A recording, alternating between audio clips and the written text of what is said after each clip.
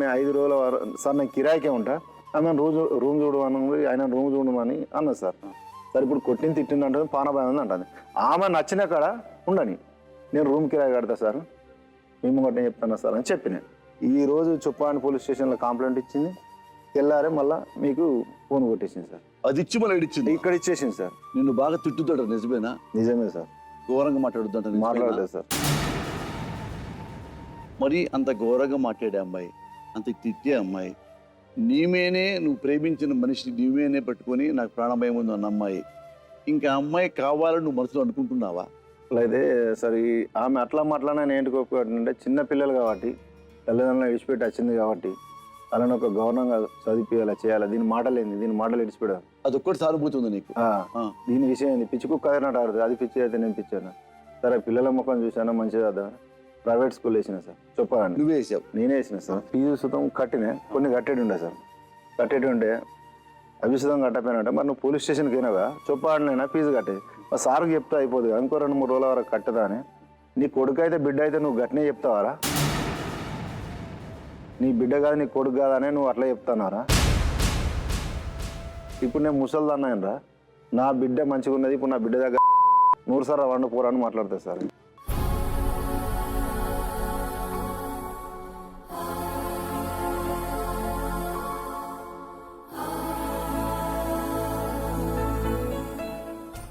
ఏనా నువ్వు చెప్పింది నిజమేనా? నిజం సార్. ఇప్పుడు చిన్న పాప సుధా ఉన్నది పిలిచి అడుగునే ఆమె సుధా అడుగు.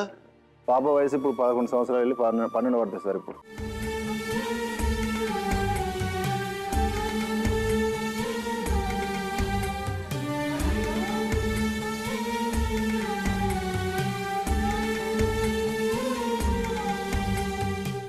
అంటే 11 సంవత్సరాల అమ్మాయిని నీకు పుట్టలేదు కాబట్టి నీ పక్కన అంటాను అడుగుండి సార్. ఇప్పుడు అందరూ రాజేశ్వరి అన్నారు. అవసరం అనుకుంటా కూతురును సుతం పిలిపించి అడుగుంది సార్. మా బిడ్డ కన్నా మా కొడుకు కన్నా అంత మంచిగా చూసుకున్నా సార్. పిలిపించి ఇప్పుడు అడగాను. నువ్వేమన్నా ఆ మాటకి గిట్లేనికి మాట్లాడతాను. నువ్వు పెండ తింటానా అన్నం తింటానా? ఈజు కాడికి ఉమ్మంటే నువ్వు గీ మాట మాట్లాడతాను. నువ్వు అన్నం తింటానా పెండ తింటానా? ఇంకా 4 రోజులు అయితే బిడ్డ పెద్ద పెరుగుతుంది గదే మాట అంటావంటే గట్నే అంటారా? నేను గట్నే అంటా. నేను నీ కడుపున ఉట్టలేదు కాబట్టి ఆ మాట మాట్లాడుతున్నారా అంటాను. కాదు నాన్న, ఈ మాట ఆ అమ్మాయి డైరెక్ట్ గా నీతో అన్నది సార్. బుజ్జి ముంగట్నే అన్నది. ఇంత మాట అన్న తర్వాత కూడా నువ్వు అమ్మాయితో ఉండాలనుకుంటున్నావా? ఇంకా లేదు సార్. అట్లా మాట్లాడింది సార్. ఆమెకు సుతం 2 తులాల నార చైన్ వేసినాయి, 12 తులాల పట్టగొలుసులు పెట్టినాయి. మా ఇంట్లో రాజేశ్వరి వాళ్ళు మా ఇంట్లోనే రూమ్ వేసినాయి. ఎవరి దానికే రూమ్ ఉంది. వ్యవసాయం పని రాదు ఏం రాదు సార్. బీడీలు చెప్తే చూసుకుంటూ టీవీ చూసుకుంటూ ఉంటుంది. మరి ఇంత ప్రేమగా చూస్తున్నావు కదా, మరి రాజేశ్వరి అమ్మా నాన్న ఏమైనా కేసు పెట్టారంటే కదా, నిజమేనా? పెట్టింది సార్. ఫస్ట్ పెట్టాను. ఎందుకు పెట్టారు? మా బిడ్డ నువ్వు తీసుకుపోయినావు కాబట్టి అని పెట్టాను సార్. ఫస్ట్ ఈమెను హైదరాబాద్ తీసుకొని వచ్చిన సార్. నేను రాజు రాడు నీ పిల్లలకి. నువ్వు రాజుతో 1 నెల 2 నెలల 5 ఏళ్ళ 10 ఏళ్ళ మేము అక్రమ సంబంధం అనే సంబంధం అట్లా అక్రమ సంబంధం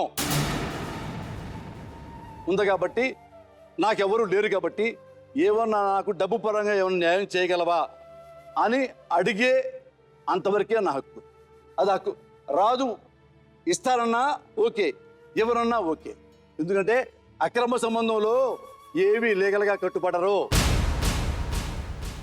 ఇప్పటికైనా తీసుకెళ్ళి ఎక్కడో మంచి బిడ్డలుగా తీర్చిదిద్దు, తప్పులన్నీ దిద్దిచ్చు, నువ్వు తప్పు దిద్దుకో, కొత్త జీవితం ప్రారంభించు. నీకు ఇందులో ఏమన్నా నిజంగా నువ్వు రాజుకు డబ్బులు ఇచ్చుంటే అది నిజమైతే అది అడిగే బాధ్యత వరకు ఉంది. ఏనన్నా వాడు డబ్బులు తీసుకున్నావా తీసుకుంటే ఇచ్చేయి, ఇది మాత్రం అడగలం తప్ప ఆమె మంగళసూత్రంలో భాగం నీకు రాదు. సార్ నేనేమైపోవాలి సార్? నేను నమ్ముకొని వచ్చిన కదా సార్. ఎట్లా నమ్ముకుంటావు? ఇంకొకటి మొగుడిని ఎలా నమ్ముకుంటావు? ఆన్సర్ చెప్పు. సమాజంలోనే ఎట్లా బ్రతకాలి సార్? తండ్రికి విడవాపి మరి పిల్లలు నేను సమాజంలో ఎప్పుడు బతకాలి అని ఎప్పుడు నువ్వు క్వశ్చన్ వేస్తావంటే రాజుతో తిరగముందు క్వశ్చన్ వేసుకోవాలా. ఓ పని చేద్దాం నాన్న. రాజు లాయర్ గారు ఉన్నారు, డాక్టర్ గారు ఉన్నారు, ఒకసారి పిలిచి వాళ్ళ ఒపీనియన్ కూడా తీసుకుందాం. డాక్టర్ గారు, లాయర్ గారు, మీ సహాయం కావాలి, ఒకసారి రండి.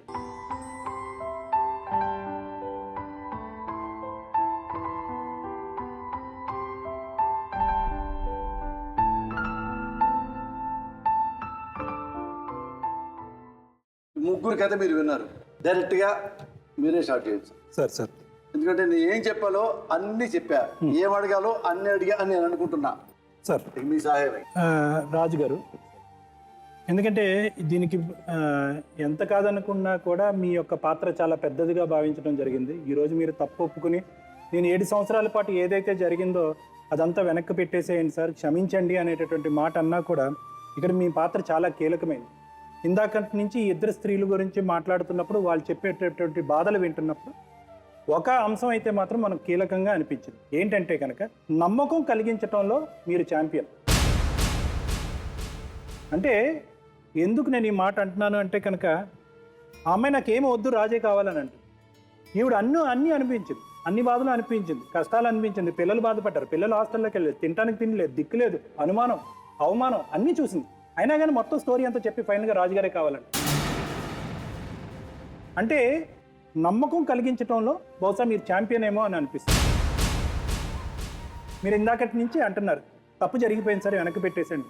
ఇది తప్పు 7 రోజులు కాదు, 7 గంటలు కాదు, 7 నెలలు కాదు, 7 సంవత్సరాలు.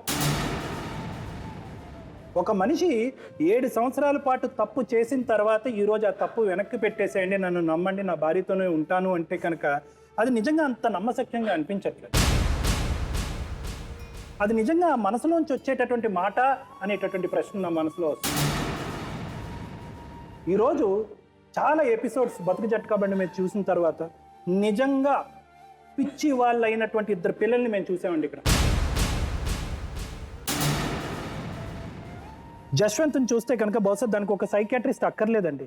ఆ అబ్బాయి మాట్లాడేటటువంటి విధానం, వయసుకు మించినటువంటి మాటలు, ఏడ్చేటటువంటి పద్ధతి, ఎవరు ఏం ట్రైనింగ్ చేసి ఆ అబ్బాయిని ఒక పావు కింద వాడుకుని ఎవరు కాపాడుకుంటున్నారు అనేటటువంటి అంశాన్ని పక్కన పెడితే కనుక నిజంగా పిల్లల్ని పిచ్చివాళ్ళు చేశారు. అంటే ఈరోజు ఆ పిల్లల యొక్క భవిష్యత్తు ఎలా ఉంటుందో నేను చెప్తా.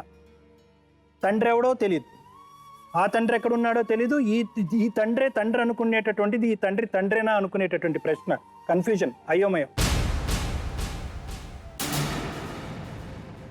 అయితే ఇక్కడ నెక్స్ట్ స్టేజ్ ఎవరంటే సార్ సునీత గారు. అంటే ఇందాక నువ్వు చెప్పేటటువంటి సీక్వెన్స్ ఆఫ్ ఏదైతే మొత్తం అంతా చెప్పావో కొద్దిగా నాకు విచిత్రం అనిపించింది. బహుశా ఇంత క్రూరంగా వ్యవహరించినటువంటి వ్యక్తి 1-2 సంవత్సరాలు కాదు, 7 సంవత్సరాల పాటు నిన్ను హింస పెట్టి మానసికంగా, శారీరకంగా, ఆర్థికంగా అన్ని విధాలుగా హింస పెట్టినటువంటి ఒక భర్తని మళ్ళీ నాకు భర్త కావాలి అని ఒక ఆడది కోరుకుంటుంది అంటే కనుక అది పిచ్చి అనుకోవాలో లేకపోతే పిచ్చి నమ్మకం అనుకోవాలో అది వెర్రి అనుకోవాలో నాకైతే అర్థం కావట్లేదు.